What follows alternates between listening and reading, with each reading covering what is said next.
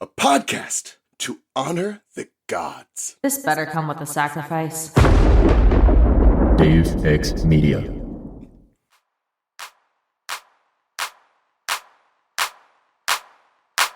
The bits.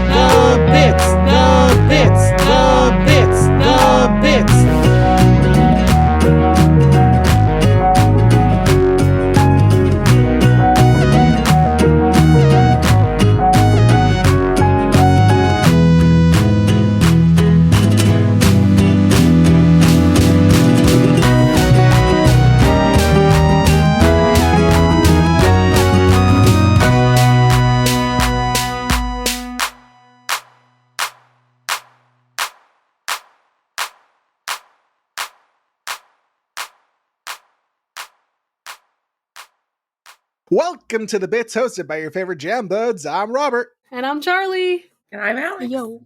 Nope, I don't do that. Do I do that here? I mean, do that if you want. You'd be the first. You'd be breaking the mold. You'd be the first one. Nope, we're to good. Just tell me when to jump in. Nah, I'm keeping that. That's Alex. Oh, Alex. Oh, hi guys. Wow, new host to this. I took a very Peridot approach to my greetings. My social cues are still adapting to Earth parameters. Me too. That's so relatable. Me three. I don't know how to be a person sometimes. And with 3 NBs in the chat, there is going to be some chaos. So Always. Alex, before we start this episode, would you like to remind our guests who you are, what you do, your pronouns, all that jazz? I believe, oh God, when's the last episode you were on? I believe season 1? Season 1, I think it was Giant Woman. Yeah. Giant Woman. Wow. only So you have other not episode. been here for a while. I Damn. know. It's been a But minute. how you been since? Been great. Lots of life happening. Trying to just, do our best. Wanting to thrive, but happy with just simply surviving at this point. But happy to be here with friends. I'm Alex, pronounced she, they. I am one half of the podcast, My Cabbages, an Avatar podcast where myself and my lovely fiance Zoe go episode by episode throughout Avatar The Last Airbender, and then we did some Korra, pods on hiatus for, indefinite amount of time, but we finished all of Avatar, so go check us out. And on my other free time, I'm now diving fully into academia and reading, so yeah, check me out on other pods. But yeah, that's where I'm at right now. And I'm happy to be back with my other DXM buds to talk about one of my fave shows, my fave cover shows that we have been binge watching along with Bluey and Bob's Burgers. Oh, As fantastic. That is quite the triad. Yes, absolutely. We also started watching My Little Pony Friendship is Magic at one point because Zoe loves that show and was definitely a brony artist at one point, was at one point quote unquote horse famous. Her claim to fame was working on, I think, the Doctor Who's webcomic. So Are Yeah, you that's what fucking I've kidding heard. me? Wait, what? you didn't That's know what this I've heard. about her? I did not. Excuse me? Oh, come on, Robert. Christina loves to whip out that story. How do I keep fucking finding out that friends I make through this fucking podcast shenanigans are like low-key famous on the internet? Like first Phoebe, now Zoe. What the fuck? Well, her alternative is Cyber Toaster. So one of the many, many, many artists that worked on Doctor Who. So you should ask them about it sometime. I'm sure they'd love to talk about it. Oh my God, that's fucking crazy. But also, just to bounce back off of something you said earlier where you're like delving into academia and reading. It's been a while since we've said this on the podcast. Fascism bad and read banned books. Thank you very much. Woo! Correct. Oh, I was gonna say that Alex, you were on for 2 episodes in season 1. I was checking over the list while you were talking, and you were also on here for Warp Tour, which was our first episode with Peridot. It was. Okay, I completely forgot about that one. Hopefully it wasn't a forgettable episode because I always have fun recording with you folks. But I definitely remember Giant Woman because women. Am I right? Giant Woman. God, Women. I love women so much. I love when women. I love when when women routine for some reason, because like I have a few Instagram accounts, and like my main personal one has at some point just gotten really horny, and like on the reels will show me like very large chest women or like feminine presenting people, and Mac and I are like, women. Yeah, y'all don't want to know what my Tumblr for you page looks like, but there's a lot of that, Robert. Oh. I mean, there's nothing wrong with that. Get yourself No. listen, Wait, everyone porn out on there. Tumblr again? Yeah, there's low key porn on Tumblr again. Loki. It's like It has to be it tasteful. It's classy. A lot of you throw a black and white filter on that, and you can't post gifs of like you getting railed by 4 dildos anymore, but you can post your tits if you want. Yeah. So like tits are cool. Yeah, tits are cool. And sometimes dildo or strap-ons and dildos. Sometimes. Oh yes, you are right. Remember when Tumblr was like, we're censoring feminine presenting nipples, and everyone was like, what the fuck do you mean by that? Yes, exactly. Yeah. So I can get pictures of all of the beautiful femmes and all of the butch daddies. And it's wonderful. Yeah, Tumblr is a fun time again, but they're also like now it's not great because they're also like, you know, starting to censor like people that are like certain like fetish accounts like in not great ways. So yeah, I would you know, tread lightly. It's not definitely anything like new and like, but it's better than nothing. So Oh, bless. Tumblr, you can't figure it out. Nothing will ever beat like 2016 Tumblr. That was like peak. Peak. Like, Oh, the dream. yeah. Baby, come back. But speaking of 2016, hey, on May 21st in France or May 26th in the US, season 3, episode 4, Barnmates dropped. Woo!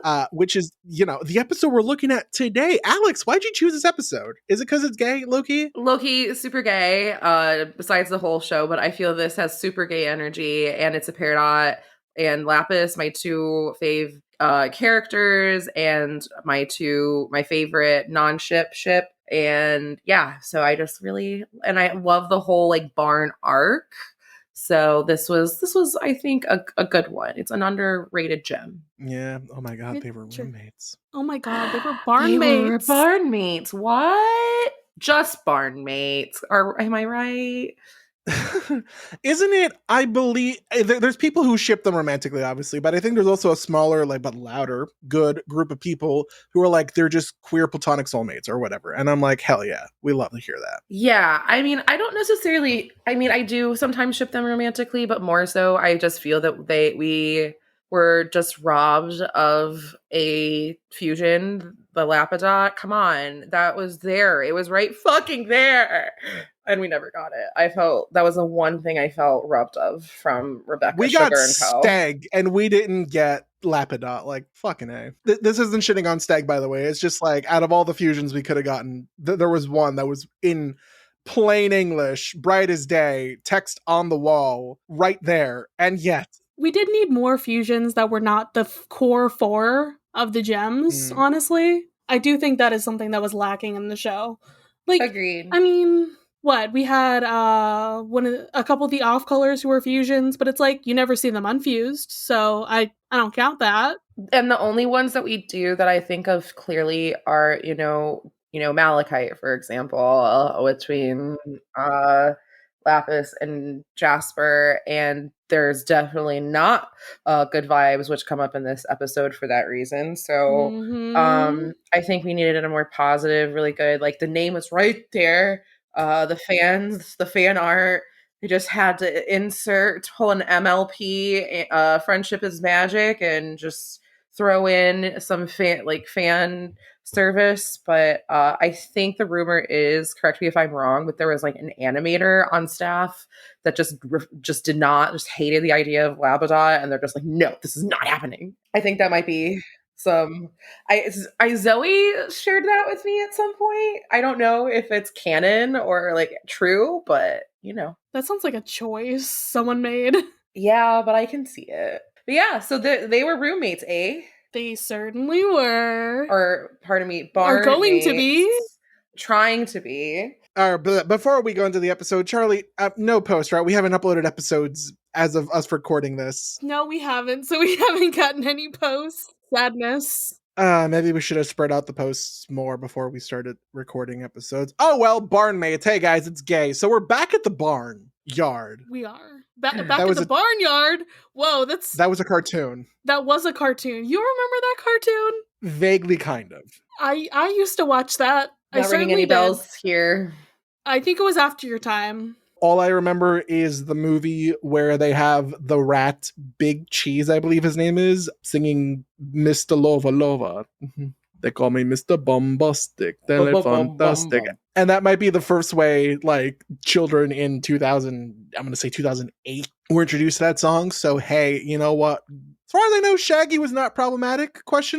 Both Shaggy Rogers and Shaggy the artist. I have no idea. Can't say that I know that off the dome. I'm going to do myself a favor and not Google that. So we're back at the barn. Paradise is recording a log on her voice recorder, detailing a scenario where she easily befriends Lapis and happily spends time on Earth with her.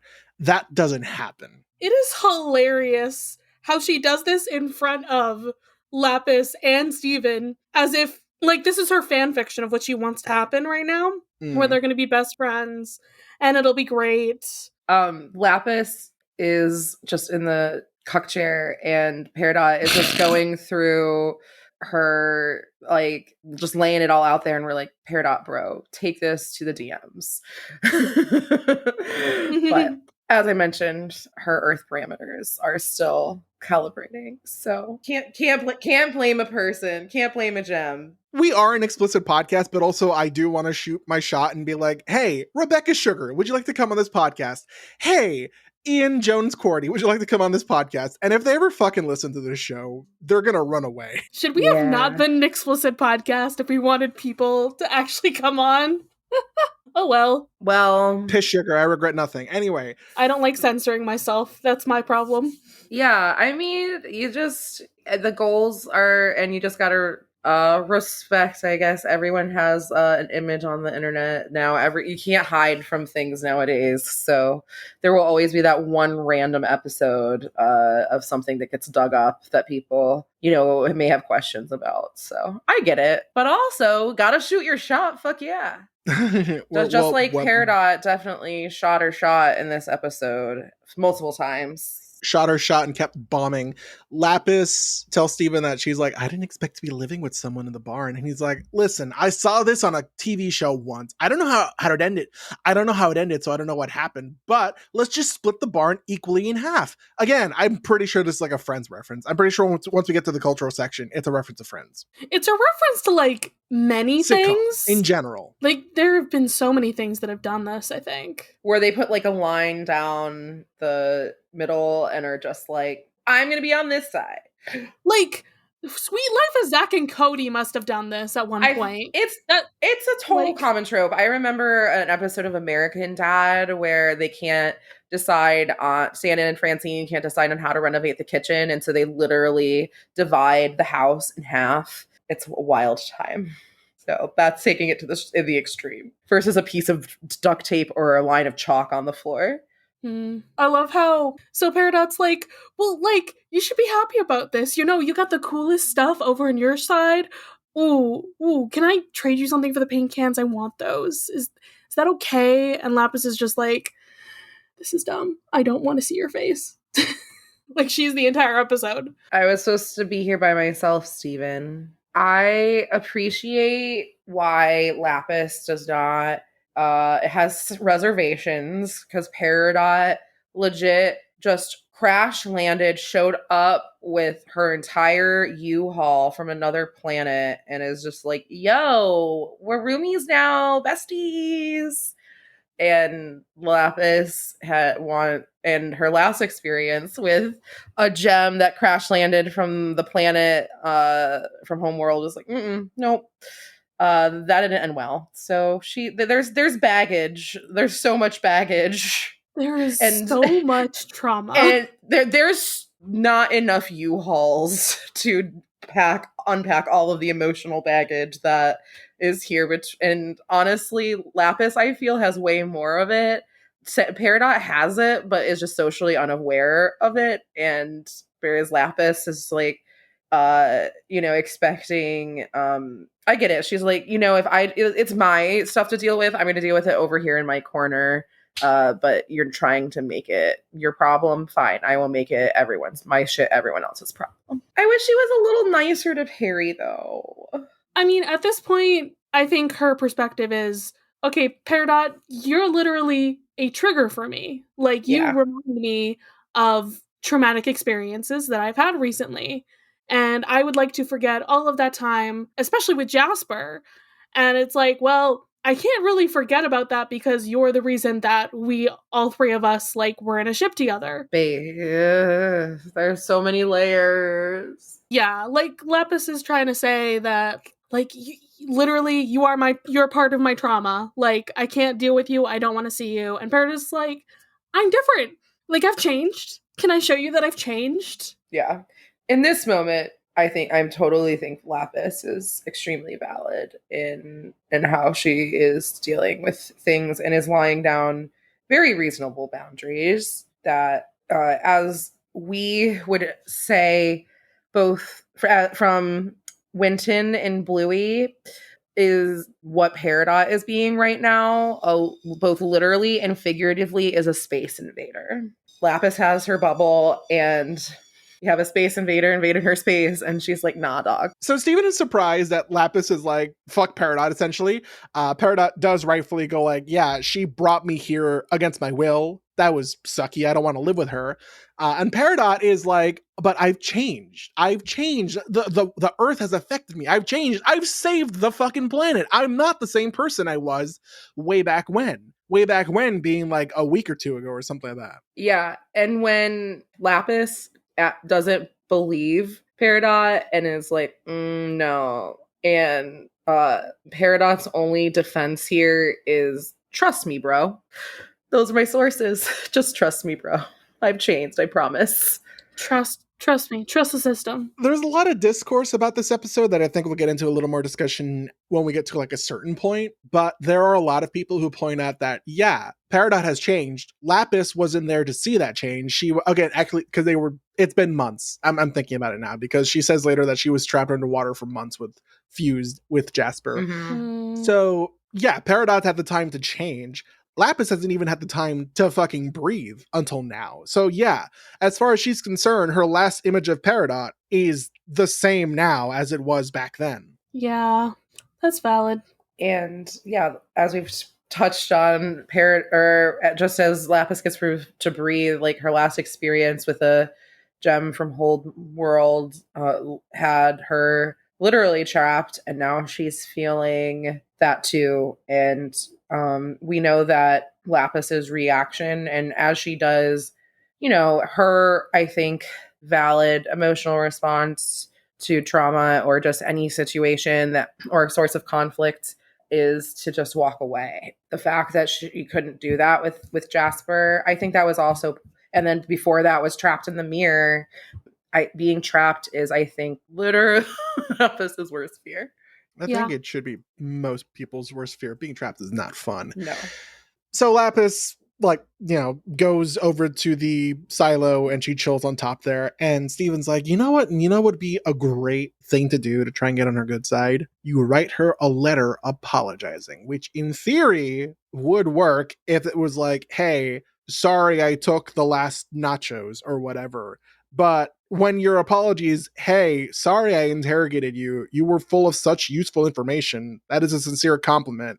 Steven, you should have spent like 10 more minutes explaining the concept of writing an apology letter. Yeah. I think part of this problem is definitely like the literalism involved in how Peridot sees the world. As I keep like saying like, hey, Peridot has the tism. Like we all know that's how she was written and that's the vibe. And I relate to this. Just, it's the literal, like, yeah, this is what was happening. This is how it went. That's sincere. And I'm sorry. She did say I'm sorry, right? She did say I'm sorry, sort of, kind of. But Lapis wants nothing to do with her still. She, throws the letter away and she's like, yeah, please leave. And it was a cute little doodle. It was a cute little doodle, but it doesn't, unfortunately, do anything to help the situation. Nope. No, it doesn't. So back at the barn, Steven's like, oh, well, you know what? Maybe you should give Lapis a gift. And Peridot's like, oh, of course. How did I not think of this? I'll give her a gift. And the gift is a lake. Hey, Lapis, I know you like water. So you know that hole we had, we filled it with water. You have a lake. And Lapis is like, I have severe PTSD from water right now. You know, again, another like cute idea that we had here was not thought through all the way, but it was like, okay, well, what is Lapis like? Well, I don't know a whole lot about her. She probably likes water because she's a lapis lazuli. There you go. That is your base knowledge. The problem is, yeah. And I'm surprised that Steven, who's emotionally tuned with people, didn't clock that this might be like something that Lapis might not want. Yeah. Steven's usually pretty good at reading the room. That surprised me as well. Maybe he's like, hey, it's not the ocean. Like, this is something different. Maybe it'll be fine. Clearly no. Not a good option. But we do like the, hey, like, write an apology note, give a gift. Like, I like the options that Steven is offering to Peridot. Peridot is just trying to find out Lapis's love language, and it's not working out right now. Exactly. So we found out they don't like Lapis is not about acts of service or gift giving. Nope. It's very important to note that the first gift that Peridot gives is based off Steven being like, give her something you think she'd like. And now the second gift is be like, well, give her something that you like.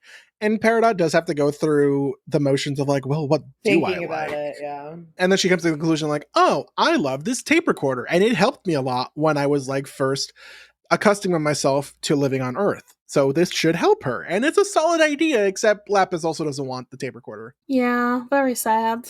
Lapis's reaction is just to crumple the recorder. Understandably, Peridot is trying. And I think that if Lapis truly, like, I don't know. I don't know the solution here, right? Because I think Lapis wants to be alone. She could have like left and like truly just like, instead of just flying off to the barn or the silo, like, you know, gone truly where she could be alone for a while. But also the barn is kind of her only safe space right now. And Peridot has kind of invaded that. I don't know. Maybe Peridot can go back to being roommates with Steven for a little while. I don't know if we've unpacked the U-Haul yet.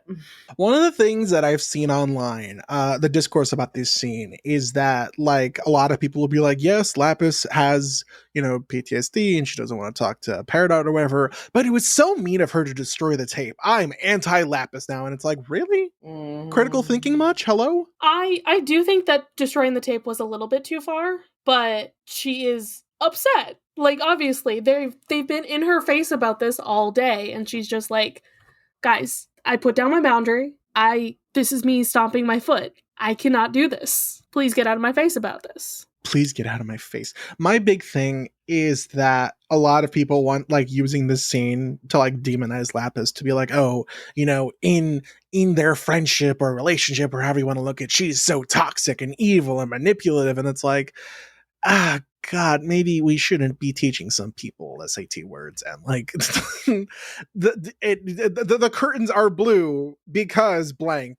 The curtains are blue? No way. The curtains of blue is one of those things that's ruined that like I not actually contributes, but like low key contributed to media illiteracy in the country amongst a bunch of other things. I need to again say that, hey, media literacy, a good chunk of it comes from places being underfunded, places deliberate, like the current regime, fascism reigns on their citizens not being well educated. That's like a whole thing. Yeah.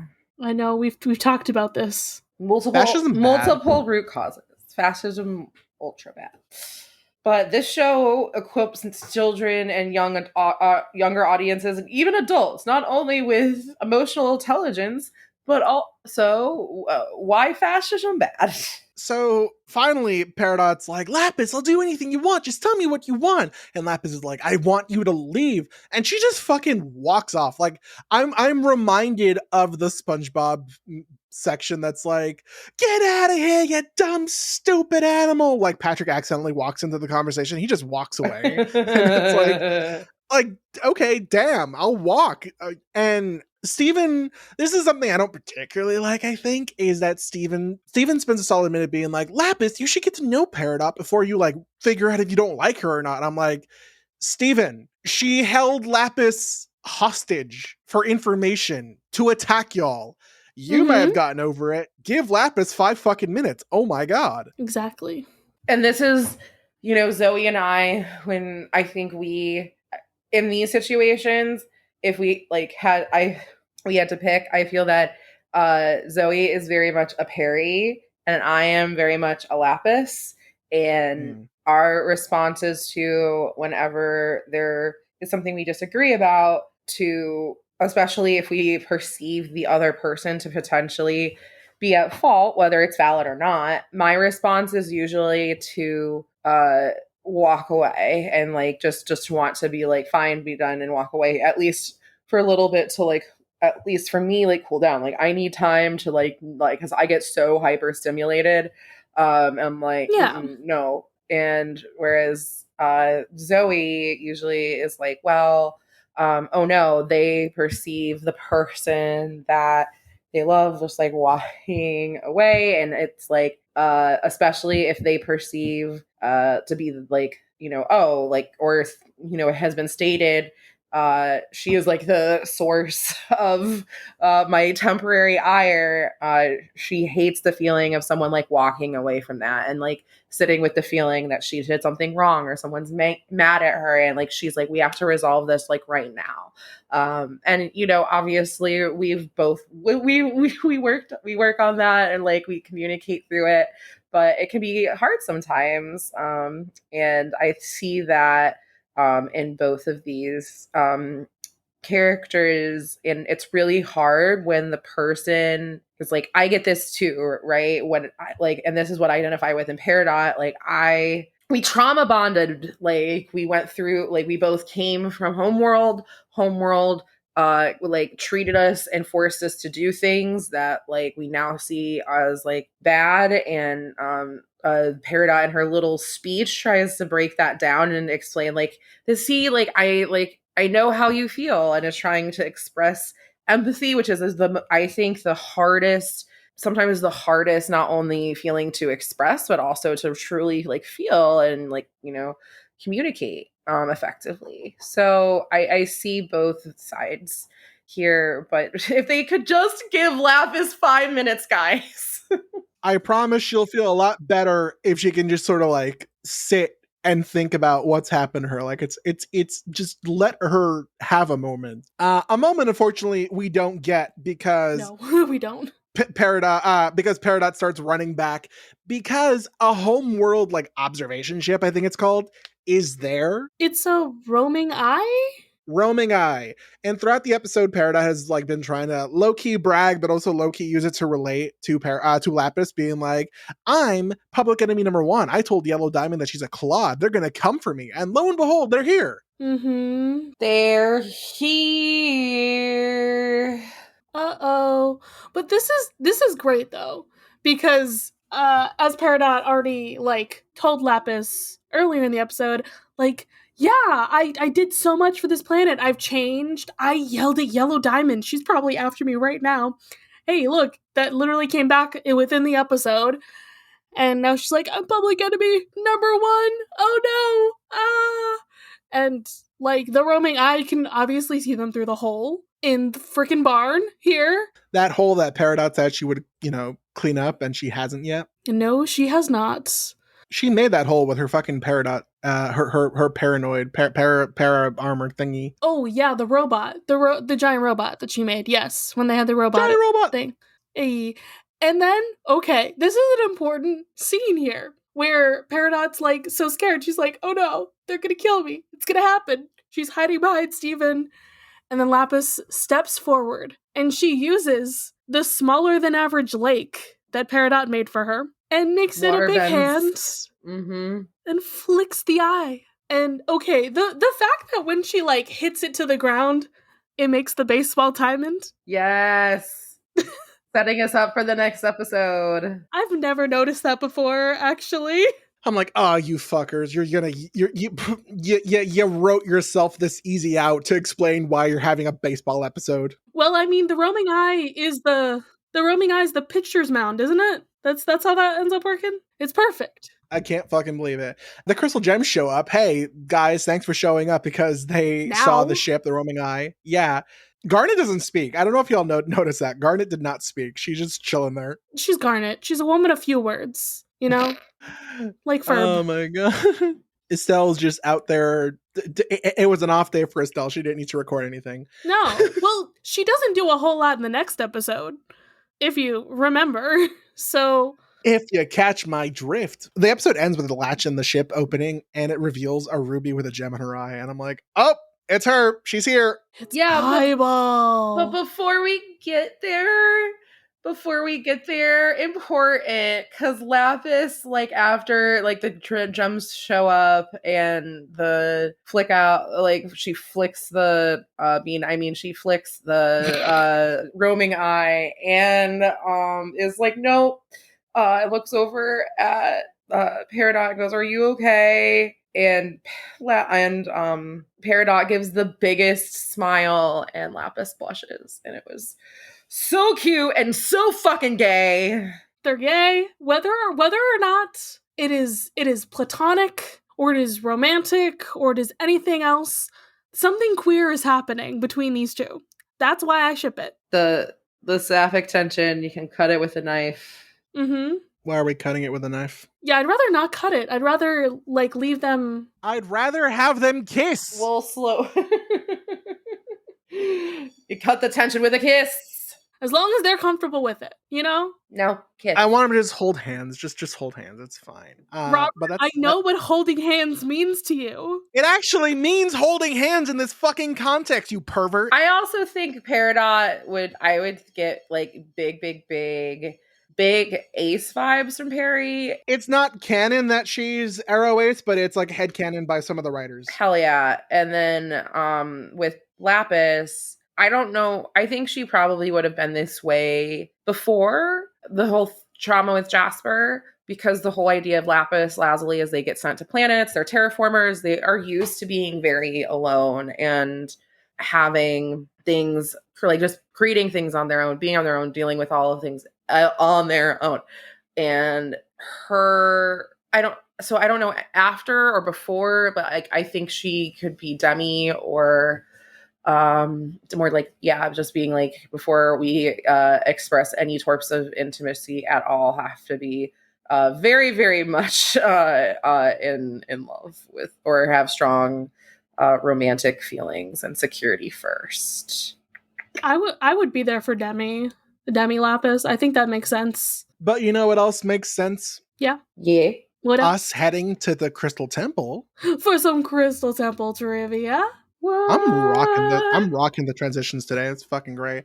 Wow, this are you episode trans? I don't know. I'll figure that out. This episode first premiered on Cartoon Network France. This episode premiered also had the old intro. So the French got they got some wonky shit. Wow, France, you gotta get up to speed. Clearly. This episode's name was first revealed in the episode listing on the Cartoon Network website. This is Ian Jones Cort's last episode as supervising director. It is unknown if Peridot still uses the terms scent sponge and touch stumps, despite the fact that she referred to it as noses and fingers in the episode. And now for cultural references. The episode's title is a play on the term roommates, or people who share a room or house, conjoined with the word barn since they are sharing a barn instead. No way. That feels like a fucking AI generated statement. Like, it really does. It does. Sometimes they just do this. Steven says he saw the techniques of splitting the barn in two on TV, a reference to the common trope of dividing a room between two people who are not getting along, which we talked about earlier. And additionally, he claims he did not finish watching the episode he learned that from, but assumes that it ended well, a joke on the fact that the majority of the plot involving splitting rooms ends up showing that dividing it is not a good idea. I think, what is the show? Camp Piney Hearts, I think, is the name of the show that, I didn't finish it, but yeah, I'm sure it worked out just fine. The drawings that Steven does in Peridot's card resemble the style of anime cartoons loosely, with big shiny eyes and minimal noses. The scene where Ruby leaves her pod is a reference to a similar Dragon Ball Z scene, where a villainous character Vegeta also leaves a pod that has landed and has a device that covers his left eye with red tinted lenses, resembling the Ruby's gem placement and color. Word. I've said it before and I'll say it again. The creators of Steven Universe are fucking weebs. Yeah, they are.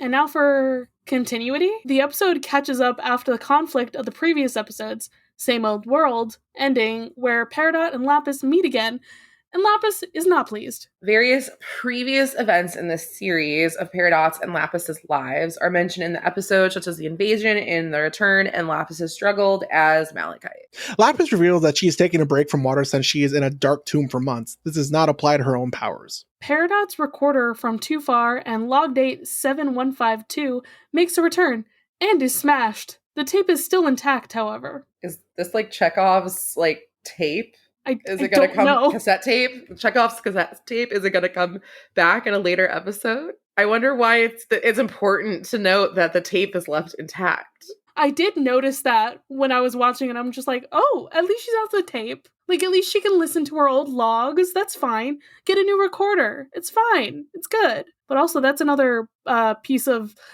technology that we have smashed in this series. Rip Steven's TV, rip Steven's phones, you know. Rip. Who the fuck's replacing this shit? Like, Greg has a car wash that isn't apparently very successful. So, like, brother. It's really just a cover business. Peridot is still a Camp Pining Hearts enthusiast, as she mentions it again. And she has last seen the first 5 seasons, as she and Steven share a negative opinion of the 5th. The hole Peridot and Steven work with to make the pond is the hole caused by the drill they used in Gym Drill. After Steven and Peridot fail to win Lapis over with the card, Steven says maybe she's not much of a reader. In future episodes, Kindergarten Kid and Shorts video chat, she is shown to enjoy reading. Well, there you go. That goes back to the same episode. The moral of this episode, folks, is read banned books. And fascism bad. Always. Every single time. All right. Who do we want to give our pearl points to in this episode? I feel like I should have to give it to Lapis. She's doing her best. She is. She deserves a pearl point. There's only 3 characters in this episode, so... Well, we don't always give it to characters, and my brain is just like, I want to give it to Peridot for trying her hardest, but I also really want to give it to Steven's drawing that has no noses, that Peridot was judging so harshly. I know. It was a good drawing. He did his best, okay? It's a style choice. So and he can't draw hands. They're really hard. That is the thing separating real art and AI art. Yeah, but I'll give half a point to Peridot, half a point to Steven's drawing. Yeah, the second Steven was like, it's hard for me to draw hands for some reason. Like, my voice rang up. Charlie would probably say this. Charlie, how difficult do you find drawing hands? Scale of 1 to 10. Not as hard as drawing feet. And actually, more particular, my hot take is it's actually very hard to draw breasts. But that's just me. Yeah, boobies, though. Because I don't want them to look like, she breasted boobily. Nope. Like anime boobs that have no physics. I mean, like, it's bad, but also sometimes whatever you just want to see boobs breast boobily. Like, boobs are cool. They're great. 10 out of 10. I want to do them justice. I'm bad at it. And now for our question. Have you ever had a roommate? I ask the question as I look at my roommate sleeping on our bed. Several. Roommate, love of my life. What's the fucking difference? Oh my god, they were roommates? Oh my god, we were roommates. So, Alex, have you had a roommate? Alex, are you currently living with anyone? I might or may not be living with just my best friend. Not, it's strictly platonic. Zoe and I, and in fact, we use the term fiance platonically. It is, we're only living together for economic reasons. We're taking... Sounds kind of gay. Yeah. Mm-hmm. And then at some point throughout the years of living with each other economically, you're like, actually, fuck it. Like, I like you. Yeah, might as well. Might as well. Yeah. You know? Why not? Oh my god. It's the slowest burn ever. Oh my god. Alex, where can people find you on the internet if they want to look for more stuff you're in? Yeah, so you can find my podcast with Zoe, My Cabbage Cast, on social media, on Instagram, and email and on Threads. It's all the same, just My Cabbage Cast. Email is mycabbagecast@gmail.com. And you can find me personally on my newer foray into the social media has been doing with books, and it's on theme for this episode. So I'll share. You can find me on Instagram at Lexicon Reads, where I share all of my favorite books and queer literary adventures. Spoilers, it's very gay. So yeah, if you're looking for some good book recs, particularly queer or sapphic, check me out and listen to our pod. That's also pretty gay. Hell yeah. Gay. And another show and it's also about a show about how fascism is awful. So Literally. Fascism bad. Mhm, Fascism bad.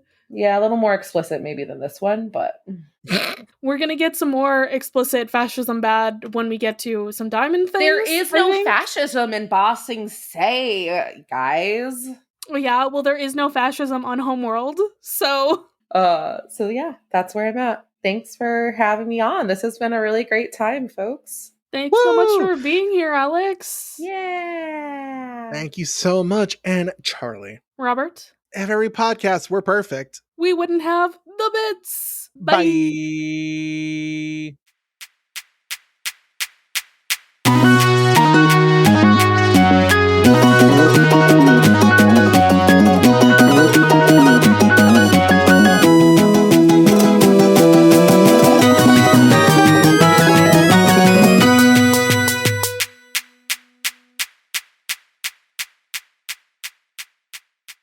You can follow this podcast socials at thebitssupod on Instagram and Tumblr. You can send a message to our dime line through thebitssupod@gmail.com. If you'd like to support us financially, join us at patreon.com/thebitsu. By becoming a patron, you can join the Deus Ex Media Discord server, where you'll be able to chat with us and other listeners about Steven Universe, or whatever else. Our $5 patron tier also gets you access to Steven's Room, our monthly bonus show. There, we'll talk about a wide variety of topics, which usually have something to do with Steven in some way. No promises. You can check out our merch store, The Bits SU, on Redbubble to find custom designs made by Charlie, me, or if you cannot do that or do not want to support us financially, we'd really appreciate a rating, a review, or letting your friends and followers know how much you love the podcast. It really helps. Our music was written and produced by Jason Hilton. You can find him at Negative Selections on Instagram. You can follow me, Charlie, at GreenPixie12 on most platforms. I also have an art Instagram at GreenPixieDraws. You can also hear my voice on 2 other podcasts. I co-host another podcast on the network with Ray called Of the Eldest Gods, where we talk about the mythology book series by Rick Riordan, starting with Percy Jackson. I also co-host a podcast with my buddy Ethan called Mysteries in the Machine, where we talk about all things Scooby-Doo. You can find me, Robert, at the Damn Meme page on Instagram, Threads, Blue Sky, and TikTok. If you want to hear more from me, check out my YouTube channel, also called the Damn Meme page, where I make videos mainly about Percy Jackson, but also sometimes other fun stuff. If you want to find me elsewhere in the podcast verse, you can also tune into my podcast, The Pit Crew, a show dedicated to dissecting the HBO Max medical drama, The Pit. The Bits is proud to be a part of Deus Ex Media, which features great podcasts like Burn Before Reading, a podcast about literature, where your hosts, Christina and Leela, cringe about writing. I'm Christina Kahn. And I'm Leela Hilton, And this is Burn Before Reading, the podcast about shiterature. We're here to examine the terrible writing we did when we were younger. Like that school project you were really proud of. Or that poem you wrote when you got dumped. Well, how about that apology letter you wrote to your mom when you got into that fight? Or the song you recorded before you knew how to write music. Okay, don't at me. And we're here to talk about other cringy literary topics along the way. Like the Library of Alexandria. And Dewey Decimal. His name was Melville Dewey. Oh, well, do we want to get the clips rolling? I don't think I ever recovered from this in terms of being cool. Why did I say any of this? I do like the drama. So there is actually quite a bit to unpack here. Oh, all this drama was so addictive as a teenager. There's no punctuation to it. I'll start with that. I actually have no memory of this. There were so many lies that I was telling. It's not terrible. No one really taught me how to write a good short story. That was a journey. Listen to Burn Before Reading Every Wednesday, wherever pods are cast.